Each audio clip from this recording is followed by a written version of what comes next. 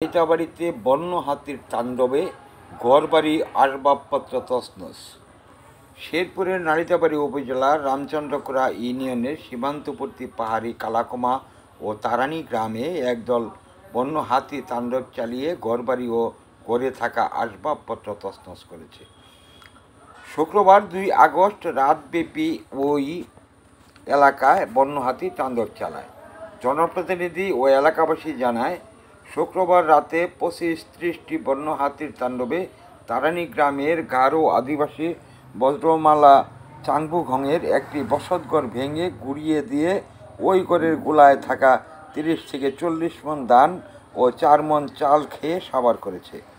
একই দিন কালাকমা গ্রামের নাজমুল হোসেনের বাড়িতেও তাণ্ডব চালায়। এ সময়ে ঘরে থাকা 4 মণ চাল, 5-6 মণ ধান ও বৈদ্যুতিক মিটার সহ প্রায় 2 লক্ষাধিক টাকার ক্ষয়ক্ষতি করে।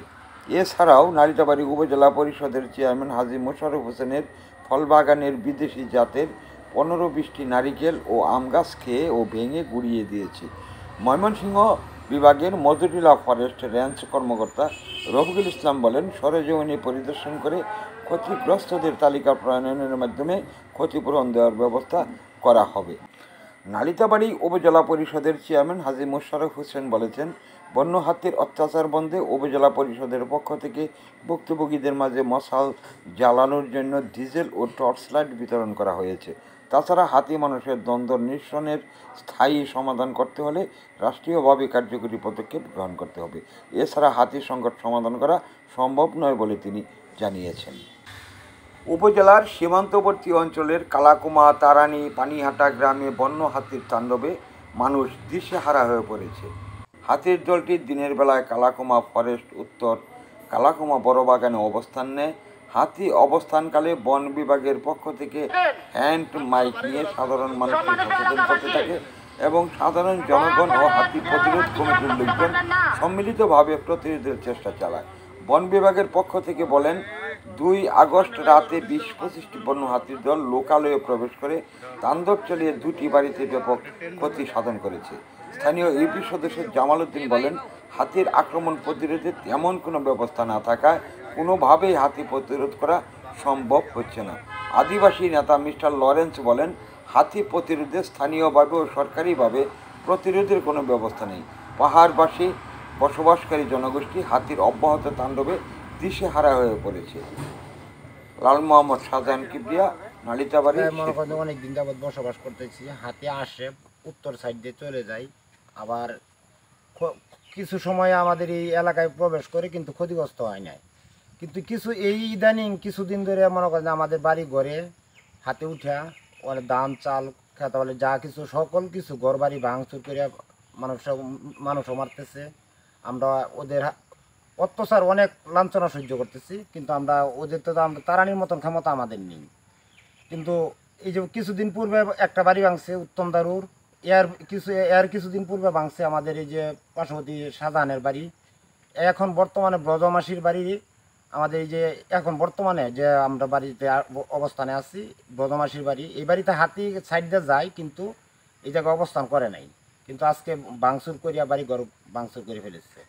তাই আমরা সরকারের কাছে সহযোগিতা প্রার্থনা করছি, যাতে আমরা এই হাতির দ্রব্য থেকে আমরা কিছু বাঁচতে পারি, তার যেন আমাদেরকে সহযোগিতা করেন। বন্য হাতি আমাদের এলাকায় পাহাড়ি এলাকার কিছু জনগণ থাকে, আদিবাসী প্লাস মুসলিম জাতি মানুষ, তারা এখানে অবস্থান করে। অনেক দিন যাবৎ বন্য হাতি আসে এই জায়গায়, কিন্তু ক্ষতিগ্রস্তটা সংখ্যা কম ছিল এতদিন। ইদারিং প্রচুর পরিমাণ ক্ষতিগ্রস্ত করতেছে আমাদের পাহাড়ি এলাকার বাসীদের ঘরবাড়ির সাথে বা মানুষের সাথে। কিছু মানুষ আক্রমণে যারা মারা যাচ্ছে, আবার কিছু মানুষ আছে যে আহত হচ্ছে, আবার কিছু ঘরবাড়ি, কৃষি আবাদ বা ধান যা গোলা ভরা থাকে ওই ধানগুলা টার্গেট করে এবং কিছু কলা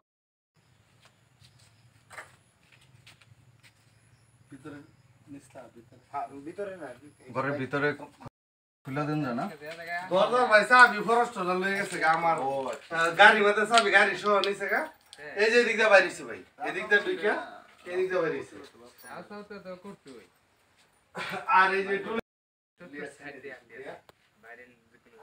আমরা অনুযায়ী দেখতে হারি নিজে তা তো বলেছে তাড়াতাড়ি দূরে আইছি ওই ময়মনসিংহে এসেছে চিকিৎসার জন্য রাইটও হয়েছে আর বৃষ্টি রাস্তা খারাপ করে ফিরে এসে এই দণ্ডেই খবর পাইছে যে ঘর বাড়ি ভেঙে আসে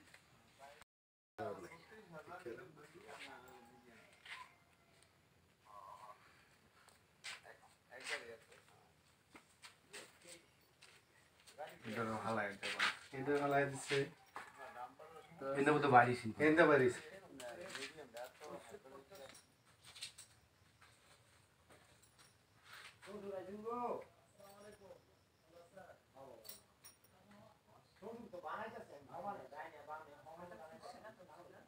খুলছিলাম পরে চাবি ওই যে গাড়ির চাবি মধ্যে বাইন্ধা রাখছি তো গেছে আর চাউল 3-4 মনের মতো আর খাট পোলা ভাঙছে আর বিছানাপত্র আর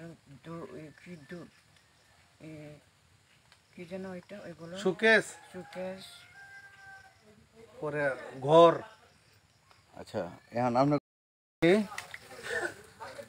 হঠাৎ করে আমার বাড়িতে রাতে হাতি এসে আমার অত্যাচার করে ঘর বাড়ি ভাঙ্গিয়া পাখের ঘর বড় ঘর ভাঙ্গিয়া চুরমার করে সব কিছু অত্যাচার করে দিয়ে গেছে ধান চাউল খাট টাট দেখছি এগুলো তারপর সব জিনিস আমার ক্ষতি গেছে এখন আমি হাতির কাছ থেকে উদ্ধারের জন্য আমি কীভাবে থাকবো আমার তো উপায় নাই আপনারা আমার উপায়ের পথ করে দেন কালকে রাত 11টার দিকে 11টা কয়েক মিনিট হঠাৎ করে এই বন্যা হাতির দল আইসা মাসির ঘর রান্নাঘর পরে ঘরের ভিতর ধান চাউল খাট শুকেস এগুলো ভাঙচুর করে একবারে সব শেষ করে দিয়েছে এখানে হাতি বনের ভিতরে আছে আমরা এলাকাবাসী নিয়ে এবং আমার ইয়াটি সদস্য আছে এখানে এদের নিয়ে আমরা মানুষ ও হাতির মধ্যে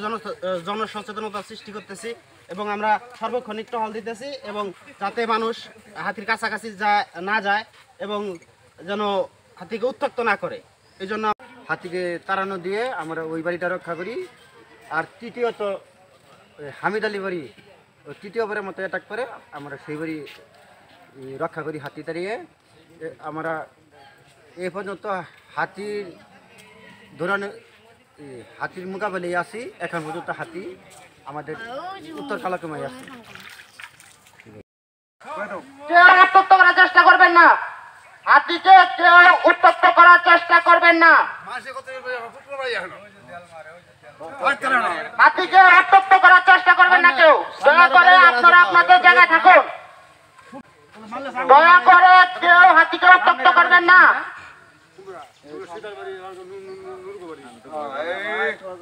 সামনে বাড়ি ঘর উঠে দিতে বাংসুর করে পরে ভেজাল না